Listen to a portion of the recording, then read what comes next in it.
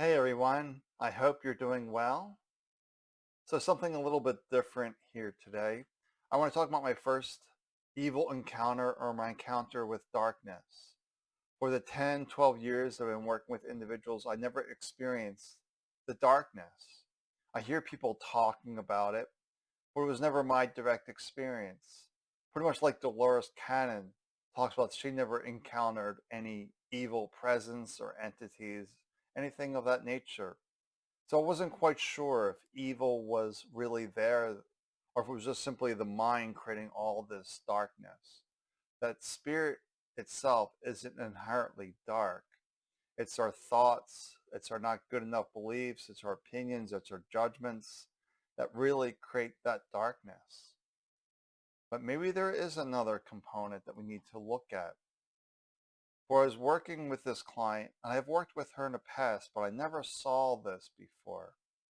But she was describing that she wasn't really able to do my daily mental shower, quiet the mind, be still, that there was something really at a deeper level that was distracting her. Sometimes that's pain. In this case, it was the past trauma, the past hurts of a past relationship. And it was really a strong trauma that was triggering her. So I thought I would dive in, clear out the head trash, and she'd be okay. But something has happened with my energy as well. Now, for 10, 12 years, I've been merging with people in consciousness, diving in and seeing what's going on.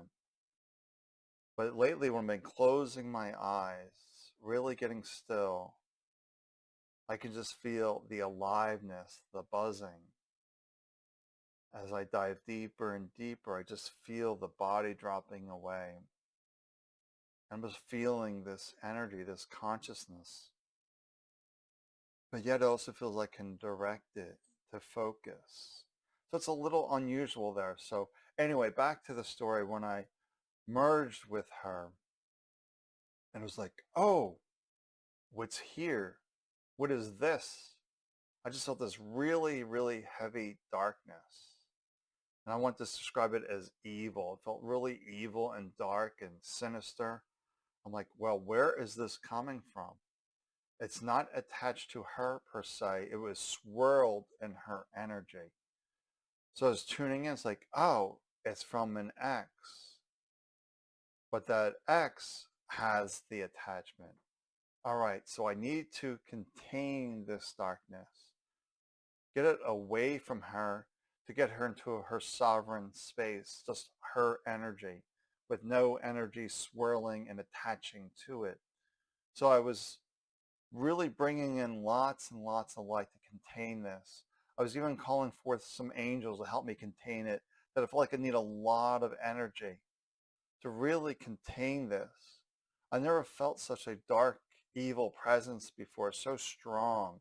Maybe this is what the exorcists talk about, this really dark, dark presence that I have yet to encounter. So I was just calling in all this light, really containing it. Then after the session, she started to talk to me, sharing more stories about her ex and some of the stories, and I was just dropped into that space, and I felt like this thing trying to attach itself again by giving it that energy, the attention. So it was good that she was talking to me because I contain it some more and more and more, and then seal that light around her. And she felt much better after this session. She still has some more work to do because maybe she's still, engaged with the ex because of the common daughters, or something is tying her back to him where he has that evil presence. So after that session, it felt like I gave an exorcism. I brought in so much light. I was really buzzing afterward. Like I said, I closed my eyes and I feel this buzzing. Without even my eyes being closed, I just felt this buzzing of light because I brought in so much. And one of the things that really helps me to ground and center is this sandalwood that I wear. It's sandalwood Buddha.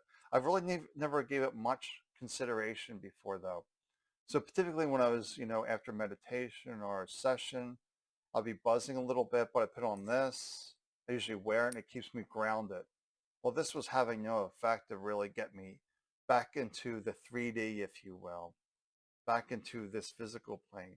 And what they're saying is when you're really in the space of consciousness, of source energy, that's really the 5D they call, because your eyes are closed.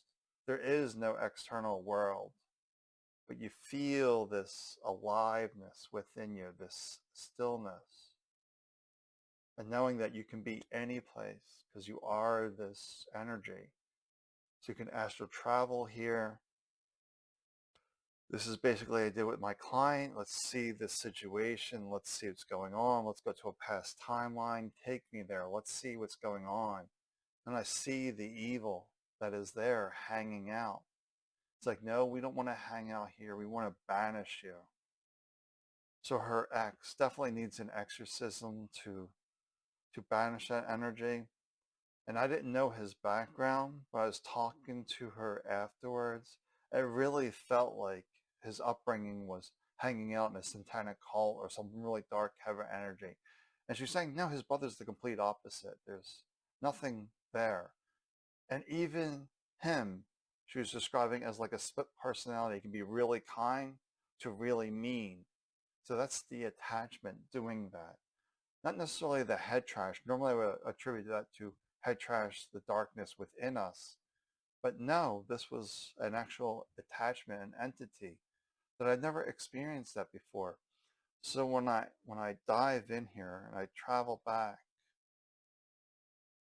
I just see it's a very lower dimensional being.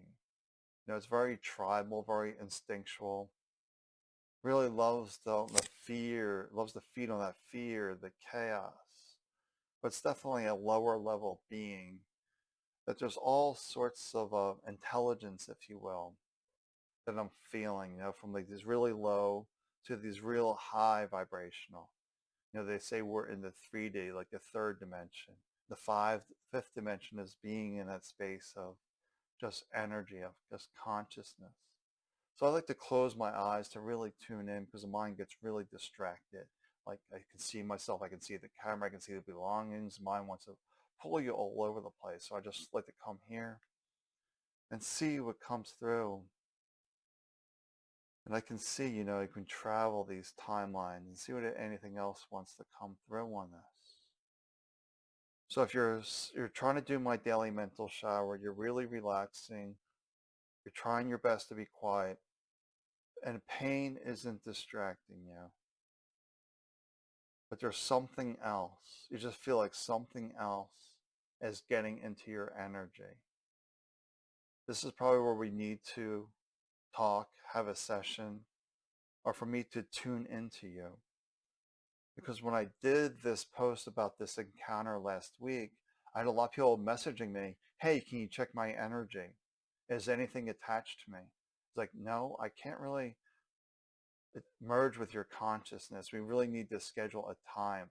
Because if I merge with their consciousness and they're busy, they're doing something. Some people experience like a white light. Some people experience something.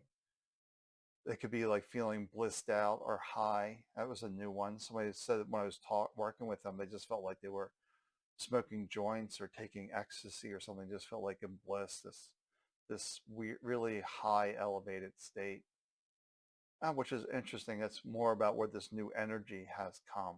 Usually people feel like peace and calm, but now they're starting to feel that bliss as I'm pouring more energy into it. I guess as they become more practiced, if you will. I see everyone has the same abilities. It's just a matter of practice to refine those abilities. For me, it's just diving into consciousness and just feeling the aliveness there, the joy, the bliss, the dance of the electricity. It's a beautiful space. All right, I think it's just all the time here. I'm really rambling.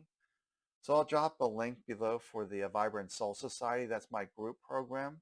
And that's just $11 monthly. I do healing circles in there, and I'll do all sorts of interesting things in there. Then I'll also throw a link in there for a private one-on-one. That might not be affordable, but the group is one way to work with me. The one-on-one, you get the recording that's specific to you. But I'm really here as a teacher to remind you who you really are. that you are consciousness, that you are the light, and that to be aware of this darkness. It does exist. I had a direct experience of it. And Dolores kind of never had it. So it took 12 years before I ran into that. Now I'm just wondering if I'll see it more now as I'm deepening the depths of my consciousness, diving into the ocean of consciousness. All right, I'm rambling. Take good care of yourself, and we will talk soon.